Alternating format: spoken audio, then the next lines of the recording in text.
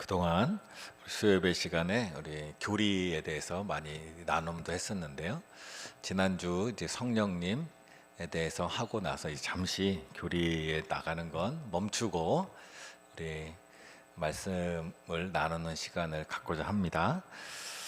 오늘 말씀은 예수님께서 야이로의 딸을 죽은 야이로의 딸을 살리시는 장면을 이야기하고 있는데요. 성경을 읽다 보면 특별히 예수님의 이야기를 기록한 마태, 마가, 누가, 요한, 그 중에서 요한복음을 제외하고 마태, 마가, 누가는 거의 이야기가 비슷해요. 같아요. 그래서 공통된 시선으로 바라본다라는 마음으로 공관복음이라고 부르는데, 공관복음이라고 말을 하지만 사실은 조금 이야기들이 달라요. 그 다른 이유가 뭘까? 사람들이 많이 궁금해합니다. 왜 성경의 이야기들이 이렇게 조금씩 다를까? 그래서 옛날에는 사람들이 아마 성경에는 원본이 있어요. 원본이 있는데 그것을 베끼다가 사람들이 조금씩 다르게 적은 것 같아. 그래서 이 같은 이야기의 복음들을 비교하면서 진짜 이야기는 뭘까라는 것을 찾던 때도 있었어요. 그런데 그것은 큰 의미가 없습니다. 왜냐하면 성경은 우리가 카메라나 동영상으로 찍은 것을 그대로 베껴 쓰는 게 아닙니다. 성경은 저도 가끔 말씀드리지만 단지 문자로만 봐야 되는 것도 아니고 있는 현상을 그대로 적은 것이 성경이 아니에요. 성경을 기록할 때는 그 당시에 기록한 게 아니에요. 성경을 기록하는 사람들은 예수님이 행하신 일들을 듣고 또 경험한 사람들이 그 당시에는 그게 무슨 뜻인지 몰라요. 그리고 지나고 났더니 예수님이 십자가에 돌아가시고 부활하시고 성령님이 오시고 났더니 이 사건들이 의미가 무엇인지 그제야 깨달은 거예요.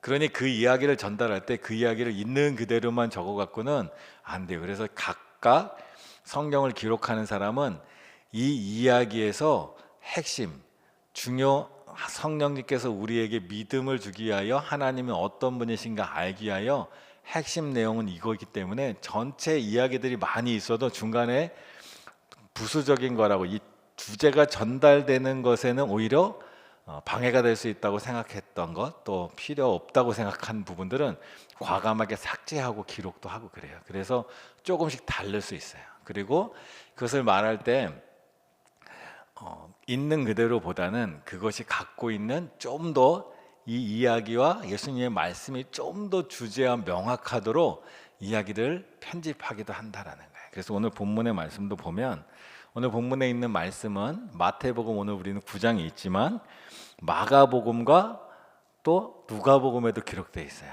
근데 그 첫 시작을 보면 비교해 보면 참 당황스럽기도 합니다. 마가복음 5장 23절에 보면 내 어린 딸이 죽게 되었사오니, 야이로가 와서 부탁하는 거예요. 내 어린 딸이 죽게 되었으니까 고쳐주세요. 누가복음 8장 42절에 보면 외딸이 있어 죽어감이라라. 이거는 마가복음은 그 관리라고 하는 야이로가 예수님한테 말하는 것을 대사로 넣은 거고, 누가는 그가 말한 것을 옆에서 본 사람의 시각으로 기록한 거예요. 그래서 외딸이 있어 죽어감이러라. 그리고 오늘 본문은 내 딸이 방금 죽었사오나 이렇게 말해요. 이거 보면 사람들이, 어떤 믿음 없는 사람들이 보면 이 성경 이상하다, 같은 이야기를 다르게 적는다, 이 중에 하나는 진짜고 나머지는 다 가짜, 이렇게 생각하는 게, 이거 완전히 오해라는 거예요. 그래서 성경을 이 여러 가지 공관복음 마태, 마가, 누가를 다 비교해서 진짜 얘기는 뭐냐, 그리고 하나로 맞추자, 이게 이제 조작입니다. 성경은 그 자체로 마태복음은 마태복음대로 이 이야기를 쓴 목적이 있고, 누가는 누가대로 그 쓴 목적이 있어요. 그래서 우리가 읽지 않았지만 마가복음이나 누가복음은 이 야이로의 딸이 죽어가다가 중간에 죽잖아요. 그 죽어가다가 죽어가는 것, 그와 함께 야이로가 믿음이 흔들리다가 점점 믿음을 찾아가는 이런 과정적인 부분을 좀 더 강조한다고 본다면, 오늘 우리가 보는 마태복음은 이 야이로가 그 과정을 통하여 믿음을 얻은 상태로 한번 다시 보는 거예요. 그러면서 부각시키는 것은 이 죽은 딸이 다시 살아나리라는 믿음을 얻게 된 야이로와 대조적인 사람들을 비교하면서 이 사건 안에서 예수님이 하시는 일을 우리가 어떤 입장에서 바라보고 있는가, 우리 자신을 돌아볼 수 있는 또한 기회를 이게 마태복음이 준다는 거예요. 그래서 마태복음은 마가복음보다 훨씬 장은 긴데 이 야이로의 딸을 예수님이 살리시는 장면은 마태, 마가, 누가 세 개 중에 이 마태복음이 제일 짧아요. 부수적인 거 다 커트커트 잘라버리고 가장 핵심이 되는 내용을 딱 하는데, 그렇게 딱 쓰고 났더니 부각되는 게 딱 있는데, 뭐가 부각되냐 하면 그게 오늘 우리가 본문에 집중할 건데, 마태복음 9장 18절 오늘 본문입니다. 내 딸이 방금 죽었사오나 오셔서 그 몸에 손을 얹으셔서 그러면 살겠나이다. 야이로가 이제 이후에 믿음이 생겼는데 그 모든 것들을 한번 압축해서 이렇게 딱 던지듯이 쓰는 거예요. 야이로가 예수님을 찾아오셔서, 사실은 이제 마태복음 야이로라는 말도 쓰잖아요. 관리라고 표현하는데, 예수님을 찾아와서 내 딸이 방금 죽었는데 예수님이 만져주시면 내 딸이 다시 살겠습니다. 이 믿음, 죽어도 살겠다는 믿음, 예수님이 하나님의 아들로서 사람의 생명을 살릴 수 있다는 이 믿음의 자리에 서 있는 야이로, 그와 함께 반대편에 서 있는 사람의 이야기를 부각시켜 써고 있는데, 9장 24절에 보면 거기에는 그 소녀가 죽은 장례식장에 와 있는 조문객 이야기들이 나오는데, 가라사대 물러가라, 이 소녀가 죽은 것이라 잔다 하시니 저들이 비웃더라. 이 야이로는, 이 관리는 예수님이 내 딸이 비록 죽었지만 예수님은 내 딸을 살릴 수 있는 능력이 있는 분이다라는 그 믿음의 자리에 서 있고, 반대로 장례식장에 있는 조문객들은 예수님이 직접 그가 잔다, 그는 이제 깨어날 거다 말해도 그 이야기를 전혀 믿지 않고 비웃는 사람들의 자리가 있다는 거예요. 그러면서 이 본문은 우리에게 질문 던지는 거예요.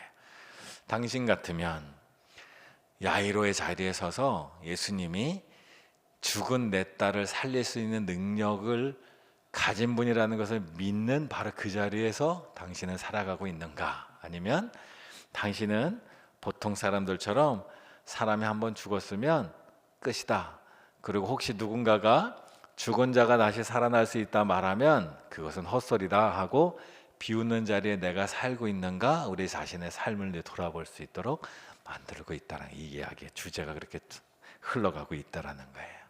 근데 성경은 오늘 이 장면을 위에도 계속해서 하나님의 말씀이 너무 터무니없이 들려서 하나님의 말씀을 비웃고 하나님의 말씀을 농담처럼 여겼던 사람들이 성경에 많이 등장을 해요.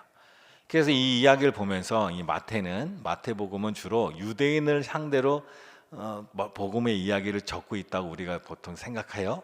그래서 유대인들한테 이 이야기를 쓰면서 이 비웃는 조문객들의 모습을 보면서 아마 마태는 유대인들이 알고 있는 성경의 역사에서 이 비웃고 있는 조문객들처럼 과거를 살았던 사람들을 한번 떠올릴 수 있도록 이 이야기를 굉장히 줄여서 우리에게 전해주는 것 같아요. 성경에 보면 아주 하나님의 놀라운 은혜를 펼치려고 하시는 그 순간 그 하나님의 말씀을 우습게, 비웃게, 농담으로 여겼던 이야기들이 종종 나옵니다. 창세기 19장 14절 보면 롯이 나가서 그 딸들과 결혼할 사이들에게 말하여 이르기를 여호와께서 이 성을 멸하실 터이니 너희는 일어나 이곳에서 떠나라 하되 그의 사위들은 농담으로 여겼더라. 소돔과 고모라가 멸망할 때 천사들이 롯에게 이 성은 이 소돔과 고모라는 하나님께서 멸망을 시킬 것이니 떠나라 말해요. 그때 롯은 천사의 말을 믿었어요. 마치 야이로가 예수님께서 죽은 내 딸을 살릴 수 있는 능력이 있다고 믿는 것처럼 롯은 천사의 말을 믿었어요. 근데 롯의 사위들은 마치 조문객들처럼 농담으로 여겼다라는 거예요. 우리의 삶의 자리, 우리가 만약에 이 소돔성에 있었다고 한다면 우리는 천사의 말을 믿을 수 있었을까요? 우리도 그 이야기를 농담적이지 여기지 않았을까? 장담할 수 있을까? 생각해 보는 겁니다. 또 역대하 보면 히스기야 시대의 이야기가 있는데 역대하 30장 10절에 보면 보발꾼이 에브라임과 므낫세 지방 각 성읍으로 두루 다녀서 스불론까지 이르렀으나 사람들이 그들을 조롱하여 비웃었더라. 히스기야가 종교개혁을 일으킬 때 북이스라엘과 남유다가 따로 있었는데 북이스라엘 지역까지도 파발꾼을 보냈어요. 우리가 다시 하나님께 돌아가게 성전을 다시 온전케 하고 예배를 다시 회복하고 유월절을 절기를 지키면서 우리의 신앙을 다시 회복하자고 많은 사람들이 파발마를 보내가지고 보발꾼을 보내서 북이스라엘 사람들 초청을 했어요. 히스기야 왕이. 근데 여기 보니까 그 이야기를 들은 사람들 중에 기뻐하며 온 사람들이 있는데 또 어떤 사람들은 조롱하며 비웃었더라. 오늘 본문에 있는 것처럼 예수님께서 소녀를 살릴 거라는 이 소식이 이 히스기야 시대에는 하나님이 이스라엘을 돌보실 터이니 우리가 예배하며 여호와께 돌아가자는 소식처럼 믿어지지 않는 사람들이 있었다는 말이죠. 그래서 역사적 순간에 이런 일들이 참 많이 있어요. 예수님이 돌아가실 때도 그런 일이 있었습니다. 누가복음 23장 35절. 백성은 서서 구경하는데 관리들은 비웃어 이르되 저가 남을 구원하였으니 만일 하나님의 택하신 자 그리스도이면 자신도 구원할지어다. 예수님이 돌아가실 때 관리들이 비웃었다. 오늘 본문에 있는 사람들처럼 비웃고 조롱하고 농담으로 하는 일들이 역사에 계속 있었다는 말이죠. 우리도 하나님의 말씀과 하나님의 은혜를 온전히 받아들이지 못할 때가 있잖아요. 하나님은 믿음의 자리에 있는 사람을 원하시긴 하죠. 근데 우리는 언제나 믿음의 자리에 있지 못하는 거예요. 그때 하나님이 원하시는 것은 뭐냐면 비웃고 농담으로 여겼던 삶의 자리에서 믿음의 자리로 우리가 옮겨가기를 하나님 원하시는 거예요. 믿음의 조상이라는 것은 아브라함도 비웃음의 자리에 있었어요. 농담의 자리에 있었어요. 창세기 17장 17절 아브라함이 엎드려 웃으며 마음속으로 이르되 100세 된 사람이 어찌 자식을 낳을까? 사라는 90세니 어찌 출산하리요 하고 창세기 18장 12절에 보면 사라가 속으로 웃고 이르되 내가 노쇠하였고 내 주인도 늙었으니 내게 무슨 즐거움이 있으리요. 믿음의 조상 아브라함도 사라도 그의 아내 사라도 똑같이 지금 오늘 본문에 있는 야이로의 집에 있는 조문객들처럼 허허 말도 안 되는 소리 하면서 비웃고 있다는 거예요. 웃은 자리에 있다는 거예요. 사실 우리도 그 자리에 있었다면, 우리도 야이로의 집에 조문을 갔었다면, 우리도 아브라함과 사라처럼 그 집에 있었다면 우리도 100세나 된 남자가 90세 여인과 사이에서 아이가 태어난다는 것, 또 야이로의 딸이 방금 오랫동안 질병을 앓다가 또는 큰 병을 앓다가 방금 죽었는데 그 아이가 사실 살아난다고 했을 때 우리도 믿음의 자리에 있을 것이라고 감히 얘기할 수 없을 거예요. 근데 하나님은 이 아브라함과 사라에게 이 비웃음의 자리, 믿지 못하는 자리에서 믿음의 자리로 옮겨가도록 이끄신다는 거예요. 그래서 하나님은 참 재밌게도 아브라함의 아들을 이름을 이삭이라고 했잖아요. 이삭이란 뜻이 웃음이란 뜻이에요. 비웃음의 웃음. 근데 하나님이 아브라함을 곤란하게 만들려고 그러신 건 아닌 것 같아요. 하나님은 아브라함의 이삭이라는 이름을 주을 때 너희가 비록 하나님께서 하실 일을 비웃고 믿지 못했지만 너희 안에 하나님은 참 기쁨을 줄 것이다. 아마 이런 뜻이었던 것 같아요. 창세기 21장 6절에 보면 이삭이 태어나고 나서 사라가 이르되 하나님이 나를 웃게 하시니 듣는 자가 다 나와 함께 웃으리로다.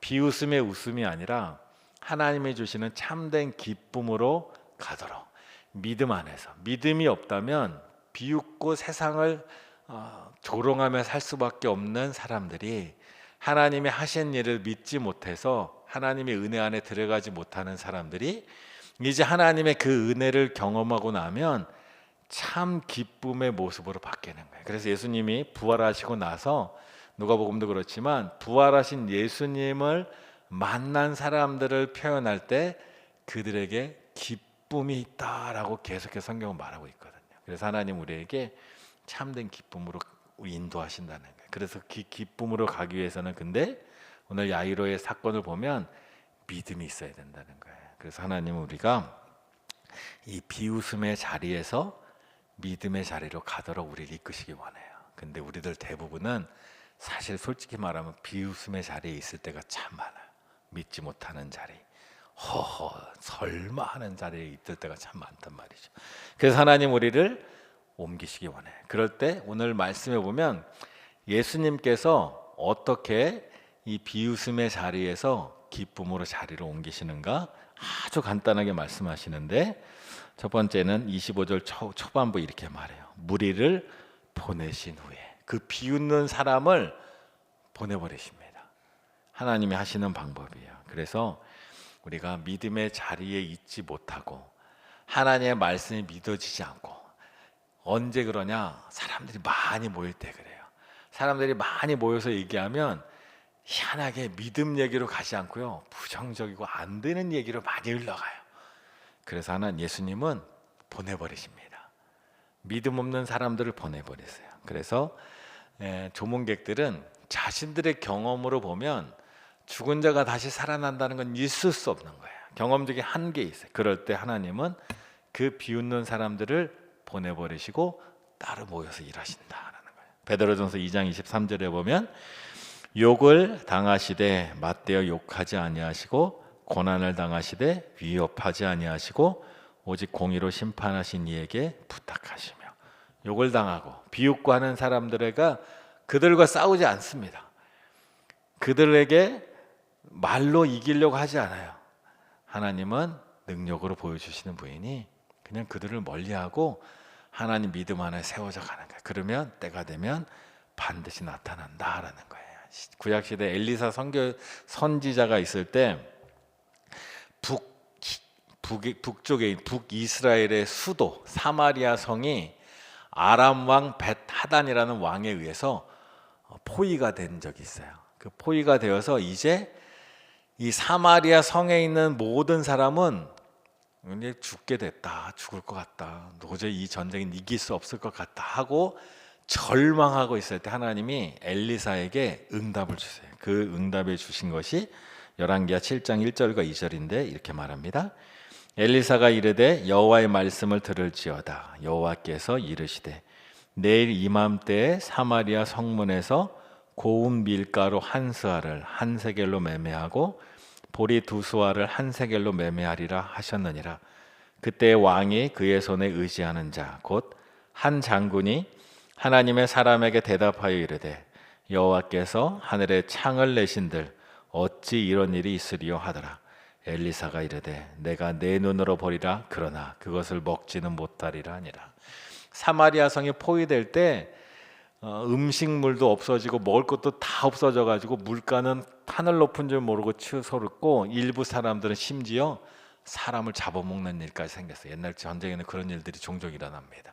그래서 절망 중에 있는데 하나님이 엘리사에게 응답을 주신 거예요. 내일 이맘때 모든 포위가 풀릴 것이다. 근데 전쟁을 많이 경험한 당대 총사령관 같은 장군이 보기에 불가능한 일이에요. 그래서 하나님이 하늘의 문을 열어도 그건 안 될 겁니다. 오늘 조문객들처럼 엘리사에게 주신 하나님의 말씀을 비웃는 거죠. 그런 일은 일어나지 않는다. 근데 하나님이 일을 이루신다는 거예요. 그래서 믿음 생활 하다 보면 가끔 하나님이 우리의 상식으로는 도저히 이해할 수 없는 응답을 주실 때가 있어요. 약속을 주실 때가 있어요.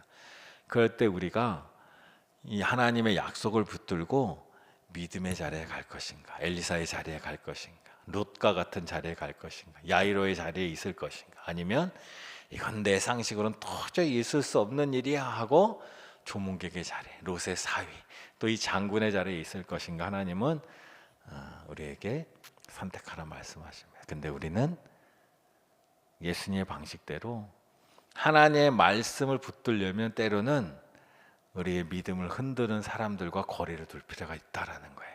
그리고 예수님이 하시는 방법을 보면 25절 하반절에 이렇게 말해요. 예수께서 들어가사 소녀의 손을 잡으심에 일어나는지라. 예수님이 하시는 방법. 예수님이 소녀의 손을 잡고 일으켜 세우셨다라는 거예요. 영적으로 어두운 사람들은 이런 방식을 이해할 수가 없어요. 그러나 하나님은 분명히, 예수님은 분명히 우리의 손을 잡고 일으키신다는 거예요. 우리가 신앙적으로 보통 말할 때 우리가 예수님의 손을 붙든다라고 얘기하죠. 베드로가 물 위를 걷다가 두려워서 물에 빠졌을 때 예수님의 손을 붙들고 올라오는 것처럼 얘기를 하지만, 엄밀히 말하면 오늘 말씀과 같아요. 우리가 예수님의 손을 붙드는 게 아니라 예수님이 우리의 손을 붙들고 올리는 거예요. 우리가 하는 것은 그저 예수님을 향하여 손을 내미는 것뿐입니다. 그리고 예수님이 우리의 손을 탁 붙들면 우리가 그때 일어나는 거예요. 그래서 믿음의 자리에 서기 위해서는 우리가 세상의 소리를 멀리할 줄 알아야 돼요. 또 하나는 예수님을 향하여 손을 내밀고 그 손을 예수님이 붙들 때까지 기다릴 줄 알아야 되는 거예요. 이사야 41장 13절 이렇게 말해요. 이는 나 여호와 너희 하나님이 내 오른손을 붙들고 내게 이르기를 두려워하지 말라, 내가 너를 도우리라 할 것임이라.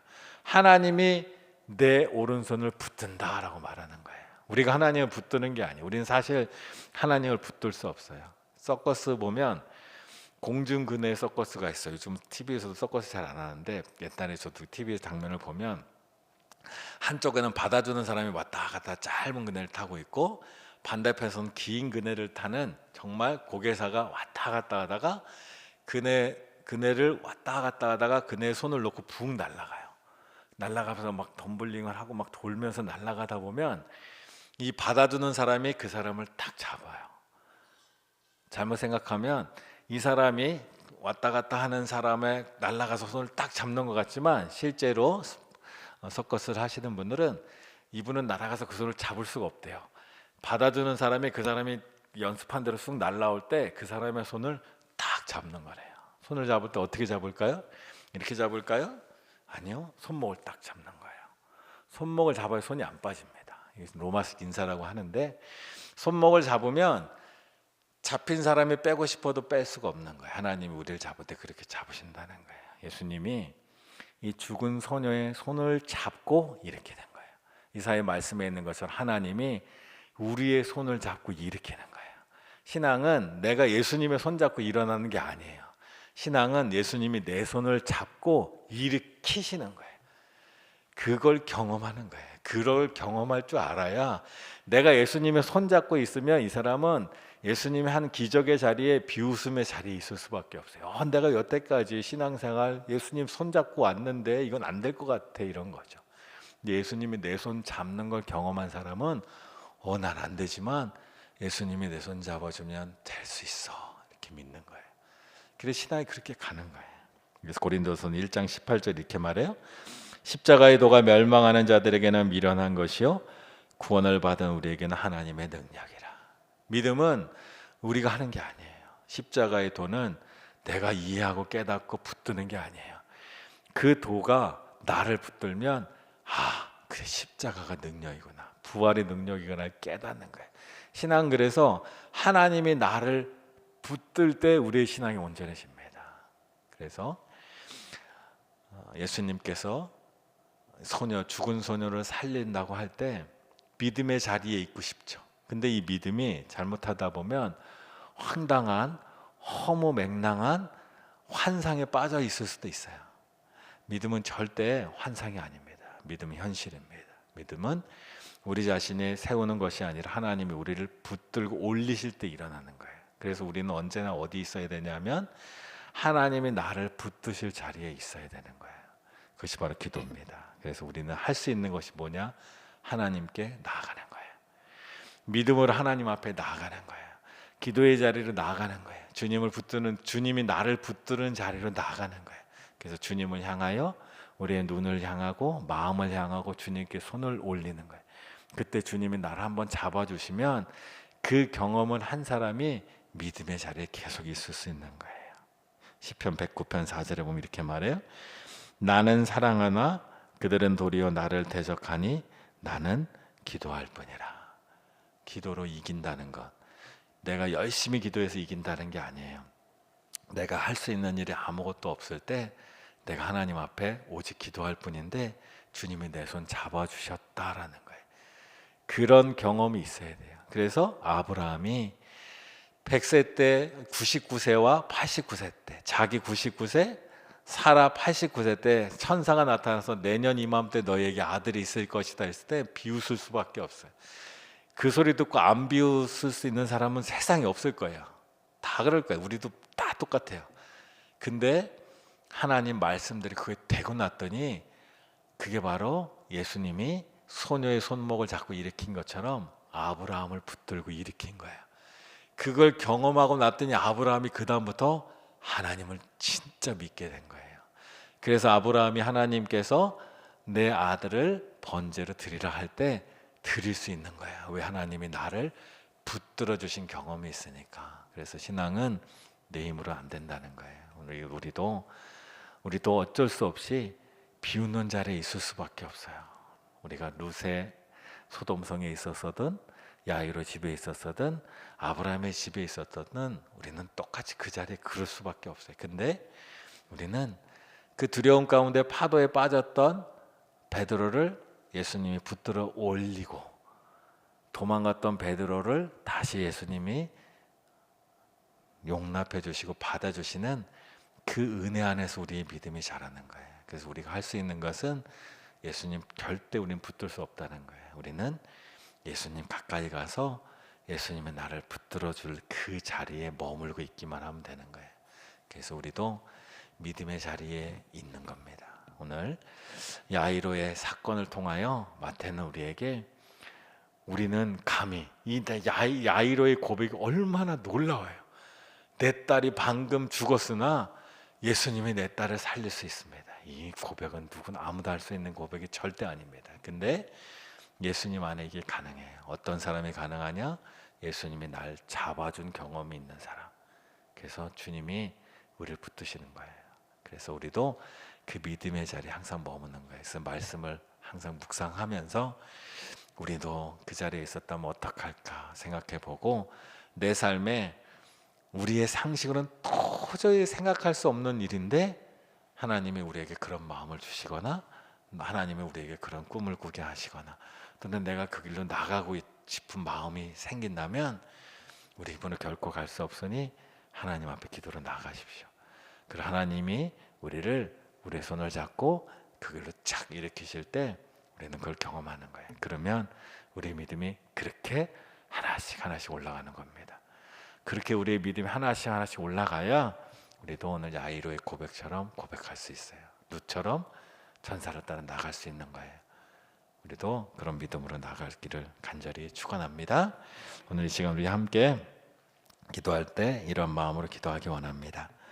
세상의 판단과 상식이란 이름의 비웃음에 흔들리지 않는 견고한 믿음을 주옵소서. 우리 마음의 문을 닫게 하는 불신의 소리들을 내보내고 오직 주님의 음성에만 귀 기울이게 하옵소서. 그러나 우리는 우리 힘으로는 안 되는 것 고백합니다. 주님이 우리를 붙들어 주시고 주님이 우리를 이렇게 세워 주셔야 됩니다. 그동안 우리가 얼마나 많은 하나님이 우리에게 주신 감동을 내 생각대로, 내 경험의 한계대로 따르지 못했습니까? 그때 내가 그렇게 했어야 되는데 생각한 후회가 얼마나 많습니까? 또는 우리는 그저 하나님께서 이루신 놀라운 능력을 구경하기만 한 사람이 됩니다. 동참하지 못했던 적이 얼마나 많습니까? 오늘 그런 우리가 아브라함이 그 비웃음에서 하나님의 놀라운 은총을 경험하는 기쁨으로 변해갔듯이 우리도 그 자리로 나아갈 수 있습니다. 주님 가까이 나아가 주님이 날 붙드실 때까지 기도하며 기다리고 나아가면 주께서 반드시 그 일을 이루어 주실 것입니다. 우리 이 마음을 가지고 함께 우리 믿음을 붙들어 달라고, 우리의 삶을 붙들어 달라고, 또 주님이 우리를 붙들어 세워서 일으키